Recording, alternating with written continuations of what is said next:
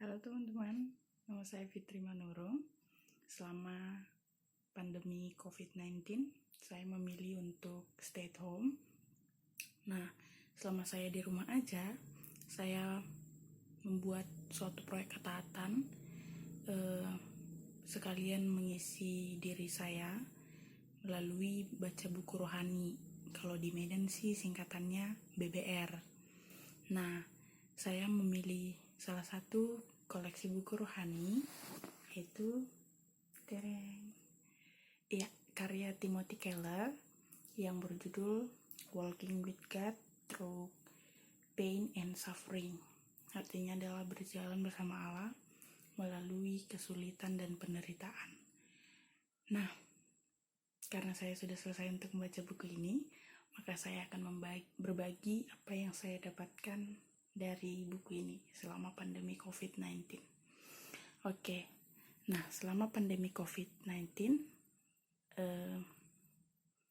saya betul-betul menikmati membaca buku ini. Nah, buku ini terdiri atas 3 bagian. Bagian yang paling utama, yaitu yang pertama adalah berisi tentang pemahaman mendalam tentang penderitaan. Yang kedua, menghadapi kesulitan dan penderitaan. Yang ketiga adalah berjalan bersama Allah melalui penderitaan. Nah, masing-masing bagian ini memiliki ciri unik tersendiri. Nah, yang pertama, pemahaman mendalam tentang penderitaan. Timothy Keller membukakannya dalam 4 bab. Nah, masing-masing bab nanti boleh dilihat di buku ini. Nah, yang saya dapatkan adalah Keller mampu membukakan bagaimana penderitaan dari 2 segi. Yang pertama segi kekristenan, yang kedua dari segi budaya yang ada di berbagai negara. Nah, bagaimana dia boleh membukakan pemahaman mendalam tentang penderitaan dari segi budaya? Check it out. Kemudian dari bab ini juga, dari topik ini dibukakan tentang tantangan orang-orang sekuler untuk tantangan dari orang sekuler dan bagaimana cara mengatasinya gitu. Maksudnya tantangan penderitaan dari orang-orang sekuler yang ada di sekitar kita dan bagaimana cara untuk mengatasinya. Kemudian di sini juga ada dibukakan tentang pembentukan jiwa dan dalam penderitaan. Jadi di dalam penderitaan ternyata bukan sekedar hanya memberikan kita pelajaran, tapi ada juga tentang pembentukan jiwa. Selanjutnya, topik yang sangat unik di dalam bab yang pertama ini adalah Allah, kebebasan, dan kejahatan. Di sini dibukakan dengan kata-kata yang sungguh mudah untuk dipahami. Jadi, sangat baik untuk kita pelajari bersama. Kemudian, pada subbab yang kedua, Timothy Keller membukakannya dalam 6 bab. Masing-masing memiliki topik tertentu, tapi topik utamanya adalah menghadapi kesulitan dan penderitaan. Nah, Timothy menjabarkannya bahwa penderitaan merupakan tantangan bagi iman, juga merupakan kedaulatan Allah. Nah, Timothy Keller juga menjelaskan dan menceritakan bagaimana perjalanan Yesus selama dia menjalani kehidupan dan penderitaan selama dia hidup di dunia. Kemudian ada yang menarik di bab ini. Bab ini berisi tentang macam-macam penderitaan.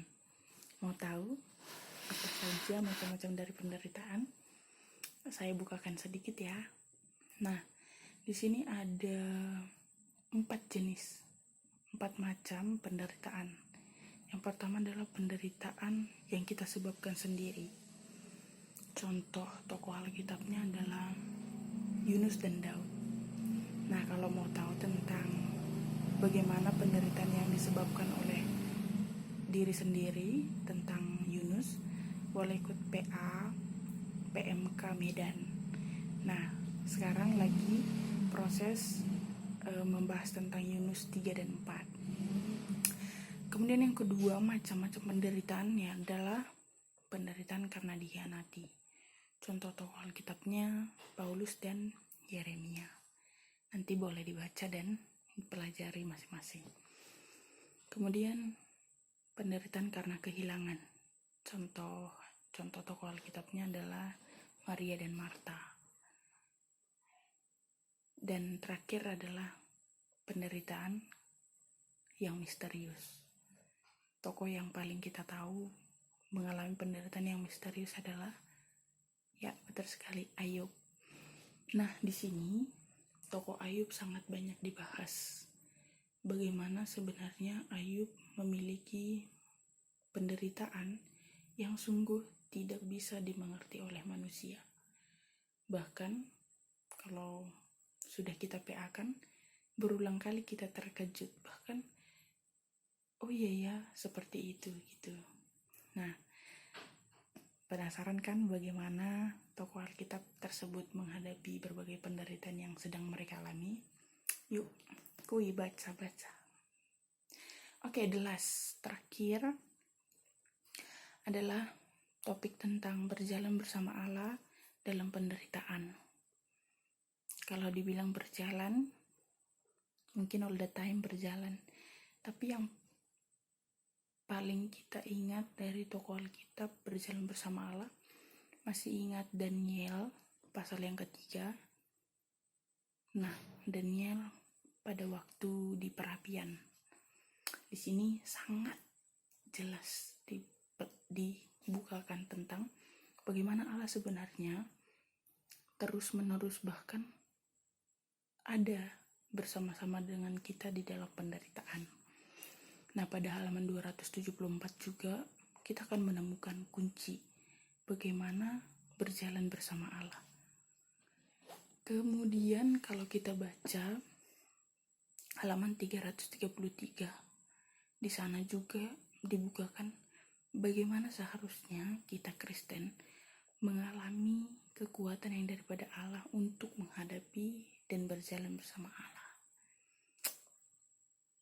Gak sabar kan pengen buka buku ini dan langsung membacanya. Terus yang terakhir dari topik ini adalah bab 15 tentang berpikir, bersyukur, dan mengasihi. Aku rasa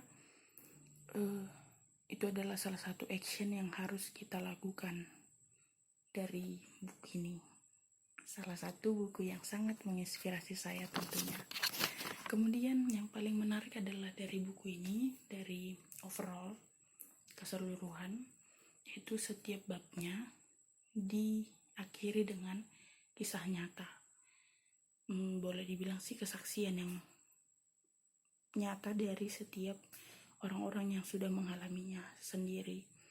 Kemudian juga kalau bagiku pribadi menguatkan untukku berjalan dalam kesulitan masa kini. Terus di dalam bab ini juga, di dalam setiap bab sih, kita dituntut untuk merefleksikan apa yang sudah kita dapat. Jadi kalau aku pribadi, setiap babnya aku akan tulis dan aku akan buat apa yang akan kulakukan dari setiap babnya. Terus buku ini kaya akan perenungan dan yang pastinya action. Sejauh ini aku menikmati dari segi bahasa karena bagiku tidak terlalu sulit untuk kupahami atau kucerna. Tapi ada beberapa bagian di bab pertama dan kedua tentang Timothy Keller membukakan tentang pengertian penderitaan dari segi budaya. Mungkin karena Timothy Keller membukakannya dari segi budaya Amerika. Nah, budaya luar lah. Gitu. Terus di akhir buku ini ada namanya epilog. Epilog itu adalah ringkasan singkat dari apa yang telah kita baca. Nah, epilog ini sangat membantu untuk review kembali apa yang sudah kita baca selama menikmati buku ini. Terus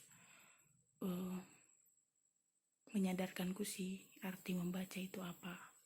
Bukan hanya sekedar untuk menambah wawasan, tapi juga menambah iman dan pengharapan kepadanya. Bersyukur untuk adanya buku ini. Semoga bisa lebih banyak orang yang menyadari bahwa buku juga salah satu mendukung kita untuk mengisi diri. Kemudian buku ini juga tersedia di Perkantas Jatim. Kalau mau pesan juga nggak apa-apa. Terima kasih teman-teman sudah mendengarkan sharing dari saya tentang buku ini. Semoga bermanfaat. Shalom, Tuhan Yesus memberkati.